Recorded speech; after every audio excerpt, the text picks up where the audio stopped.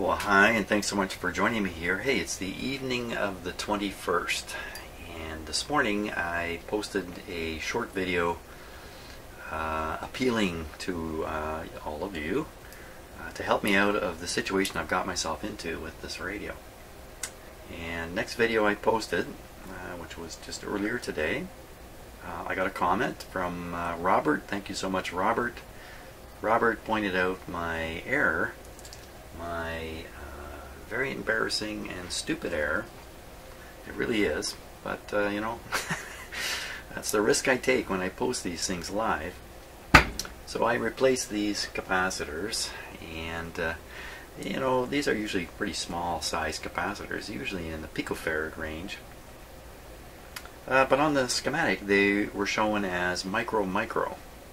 And when I saw that, honestly, I don't know why I did this.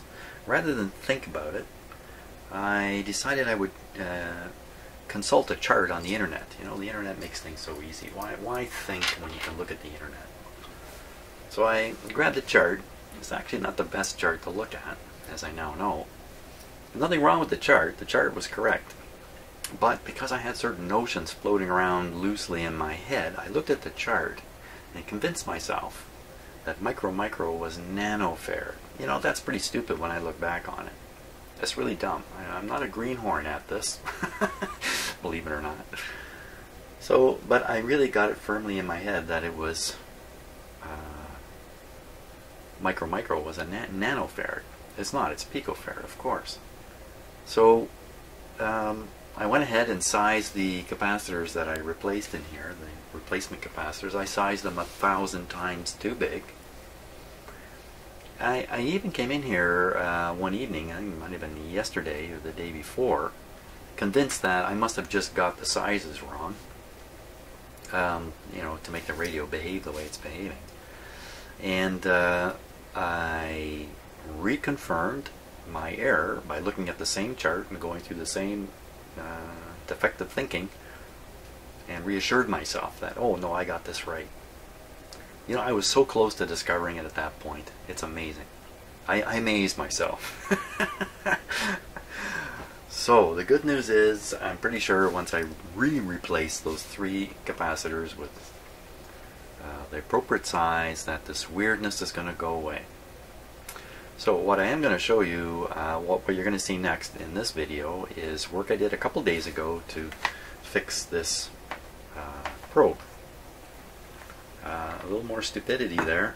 I seem to have a lot of stupidity handy these days.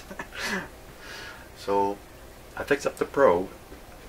Now I have a couple hours of video of me running around, driving myself ragged, trying to sort out what's wrong with this radio. I'm not going to bother posting any of that. Now that Robert has got me back on track, I'm simply going to replace the capacitors and move on. But the interesting thing is, while I was hunting so thoroughly for what the mysterious problem might be about the motorboating and the buzzing and all that, I discovered another strange thing in this radio. So after you see me fix this, the video will cover this other strange thing. And again, I'm really interested in what people might have to say about it. It's a mismatch. I'll tell you what, it's a mismatch between the schematic and the way the radio is wired. Well, that's what I think it is.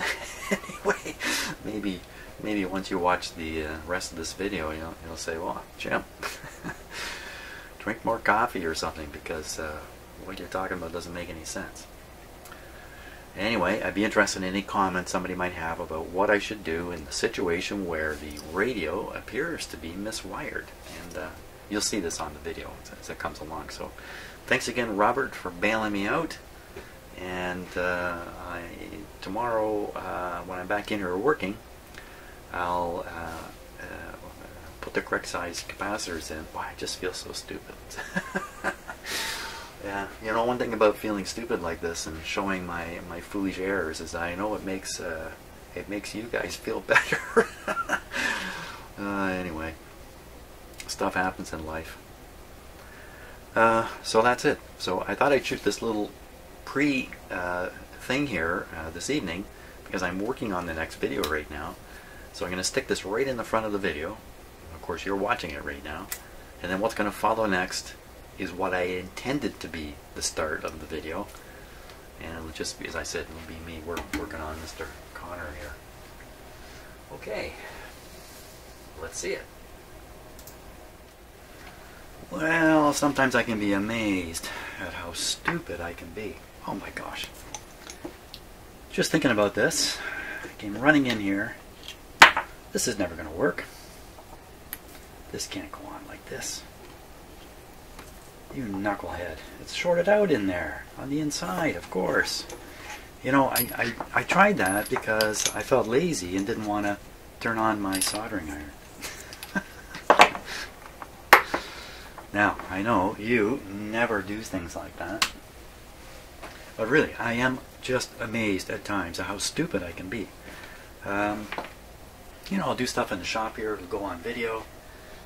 Then I get around to putting the videos together. I end up looking at what I was doing, and sometimes I'll say, my God, what were you thinking, Jim? Or why were you not thinking, Jim? I do opt for the easy way quite often.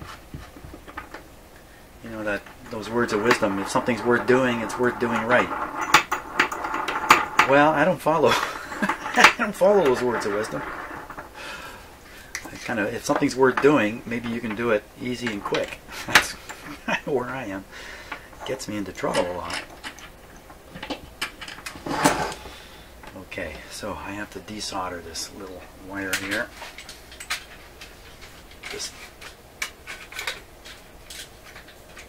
I'm kind of shooting this piece of video, and I think I'm going to stick it in the middle of the other video as kind of a by the way thing. So if you're watching this in the middle of another video, this is me just showing that I did figure out what was wrong with it.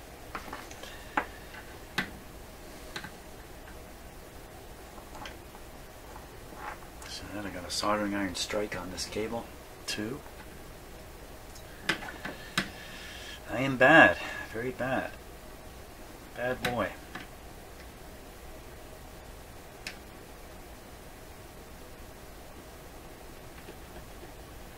The good news is there's nothing seriously wrong with this, and that is good news. Come on, Mr. Soldering Iron.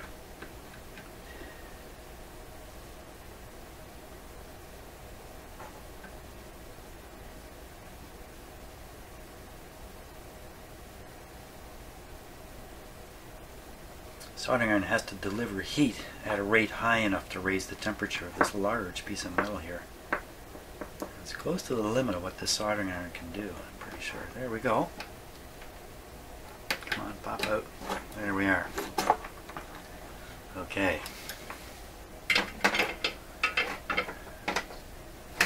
Whoop, whoop, whoop, whoop. Washer goes on. There we are. Now you're all nice and happy.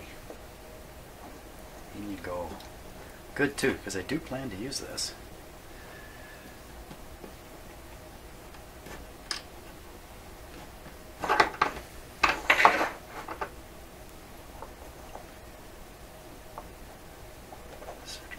Perfect. Okay, throw this on to hold it tight.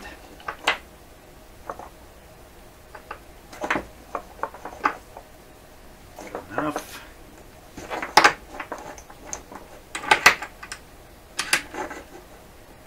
One of the things you got to bear in mind is that when I'm working in my shop, I'm doing my best to have fun. I have a little bit of anxiety about getting things done and moving on, and that. But the main thing I'm doing is trying to keep the fun factor high for me.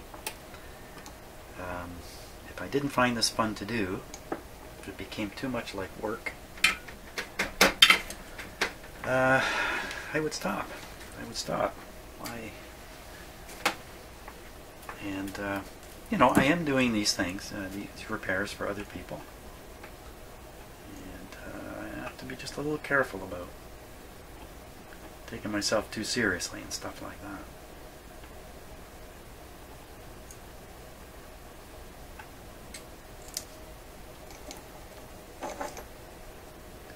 Okay, there we are. This is fixed now, so that's great.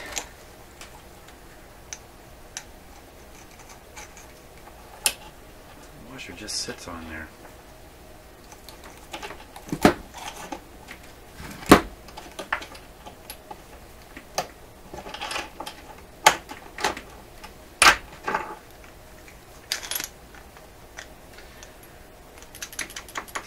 That washer arrangement. I can put a little something in there that'll spring it forward a bit.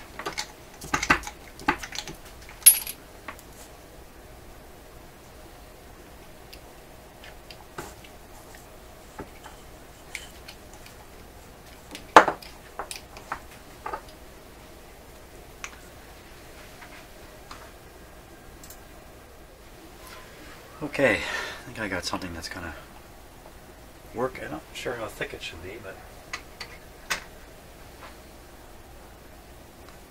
can't go too far on. It's pretty thin. Just put it around like that.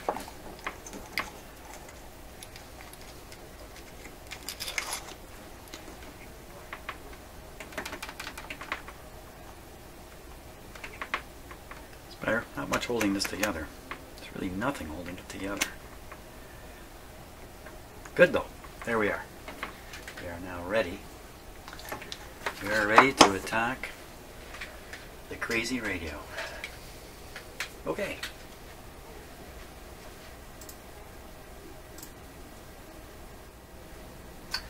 Well, okay, so I've been studying the schematic diagram. I've been making those resistance measurements throughout the radio based on what I see on the schematic. And what I expect and what I get, and I got everything just the way it should be, except I had found something really weird in here.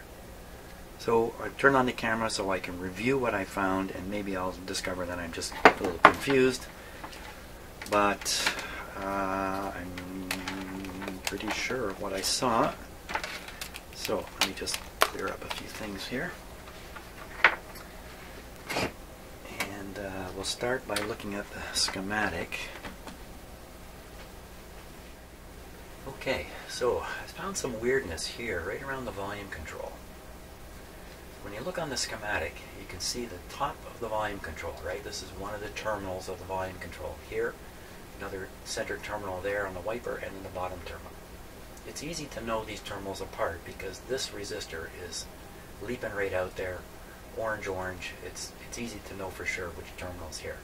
So the other terminal, I should find one resistor and another resistor. Okay, so 150K this way. It has an M there, but the M in this case actually stands for mille, which is French for 1,000.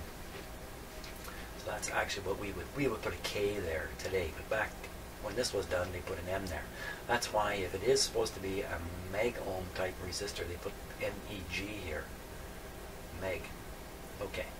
So top of the here. So this is what we're going to do on the radio. We're going to find this terminal. We're going to find this resistor. Then we're going to see where this one's connected. They should be connected to the terminal, but I think it's otherwise. Okay, so you can't see it at this distance, I don't think. I'll give you the runaround, and then we'll use the close-up camera and really take a look. So, volume control is here. The 33K resistor is right there. 3.3K resistor is right there, connected to this terminal. So we know the terminal we're really interested in is the one at the back. That's where this clip lead is connected right now. Get it out of there. This radio's not on, is it? No.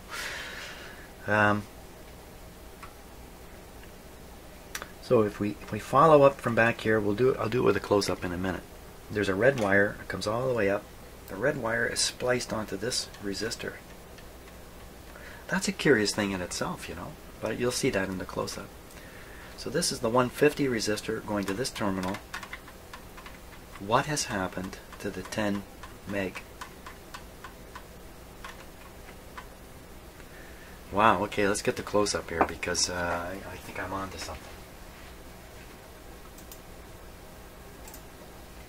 Okay, I think I'm set for pretty close stuff here. Let's go in. First we'll start down here on the volume control. Okay, so there's the 33. So we know that's not the terminal. It's the one at the back. You see the red wire at the back there? The red wire comes along, goes into this sleeve and meets up with this resistor. Okay, so that's a brown, green, yellow. That's 150K. Goes over to this terminal on the tube here, and but this terminal is unused. This is an unused tube terminal. You get a chance to look at my solder job there. Not a lot of solder on these things, but I did check them all. And this is more interesting what I found anyway. So where's the other resistor? Let's go back, go back. Where I can't really. Where's the wire? Where'd it go? I lost myself. There we are. So follow this resistor. Go back to the terminal. There should be, on this red wire somewhere, another connection, but you can see down there. The only other connection is this capacitor, which is done properly.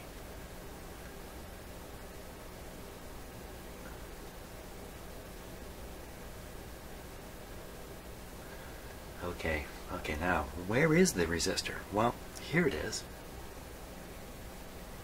Right there. I think that's brown, black, and I guess blue would make that 10 megohms. It's connected to the same terminal as the 150. It's on the wrong side of the 150. More than that, it doesn't look the same. It looks different than all the other resistors in here. It's kind of like a dark brown body. All the resistors in here have a light brown body. What's going on with this?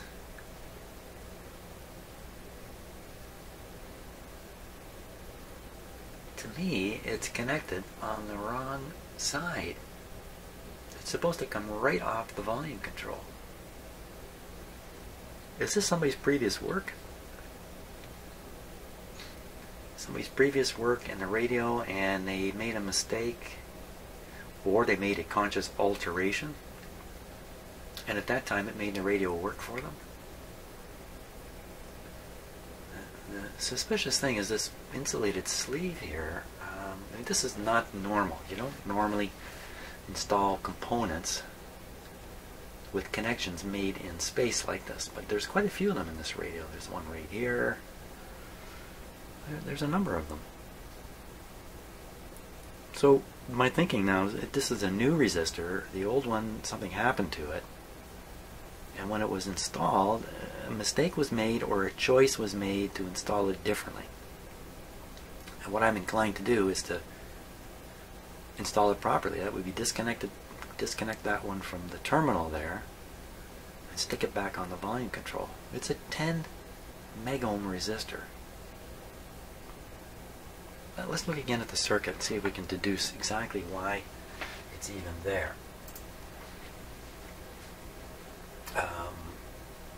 So, schematic. Okay, now this is very, very typical wiring here. So you see very clearly the 10 megohm resistor is connected at the top of the volume control beyond the 150.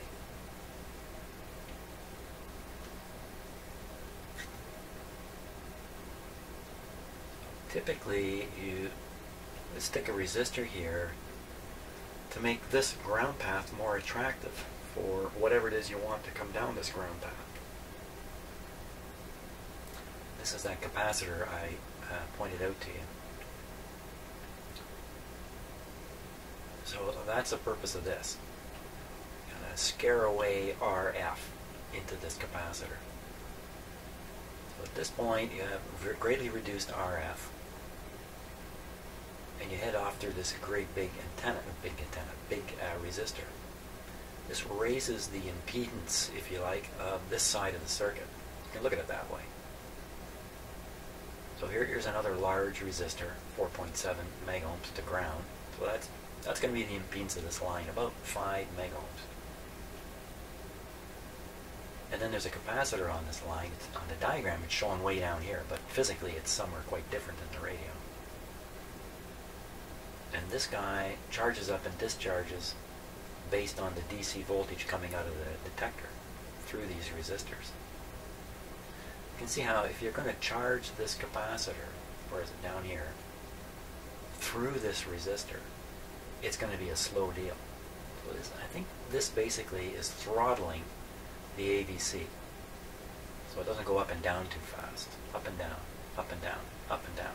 Tick, tick, tick, tick, tick.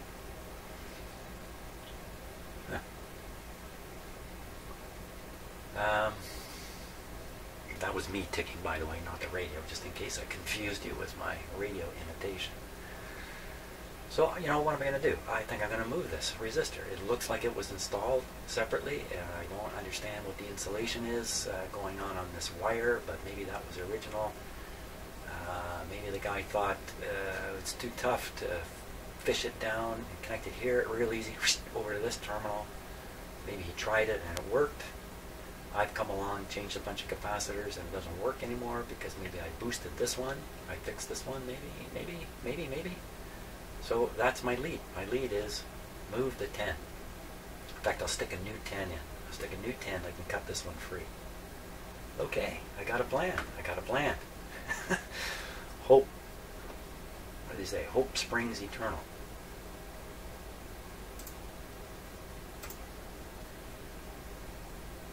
Great. Okay, so I'm going to fish out a 10 meg ohm resistor and figure out how to install it in there. Okay, actually it was quite a struggle just getting this ready. So here's the new 10 meg ohm resistor right here.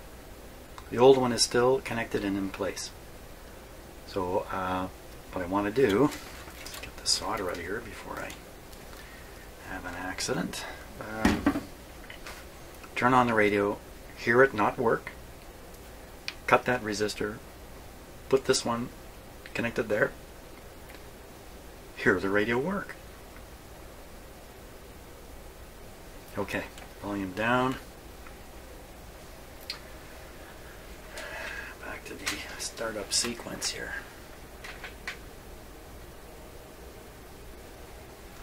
Okay, filament first. What gives here? How come that meter didn't jump up? Here we go again. Oh, you know, it could be because I got the meters turned off. Yes, I was planning on leaving and couldn't do it. Okay, so there's the 1 volt. Bring it up to 1.4. Great. Okay, B plus.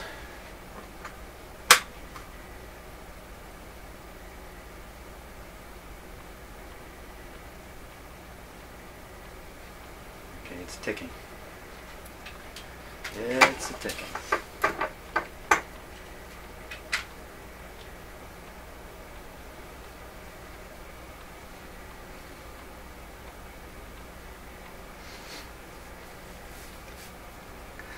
First I want to cut out this 10, which is measuring 5, by the way.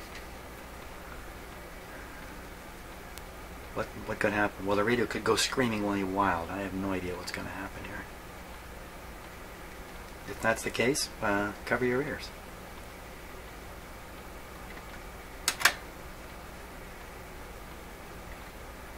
Oh my gosh, it's still ticking.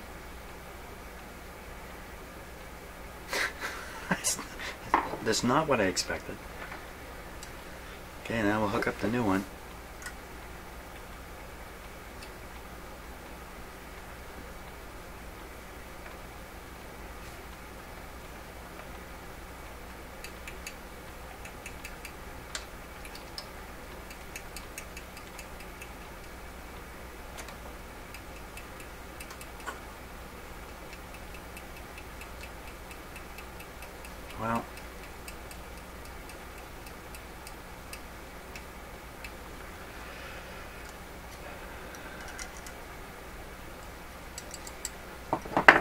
Well, that's it.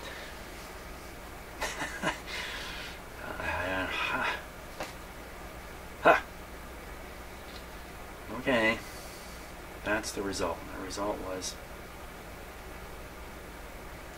Nothing. Oh my gosh. Okay, well, thanks so much for watching. I hope you're not feeling bad at the end of this video. You know what? I may be forced to put this radio aside at this point and carry on with some other things. I've just got too many pressures building here in my shop. So I hate to do that because my head is in the game. Or is it in the game? Maybe it's not in the game. Oh well. We'll see you on the next video. We'll see what's in here. Maybe more of this, maybe something else. Thanks so much for watching.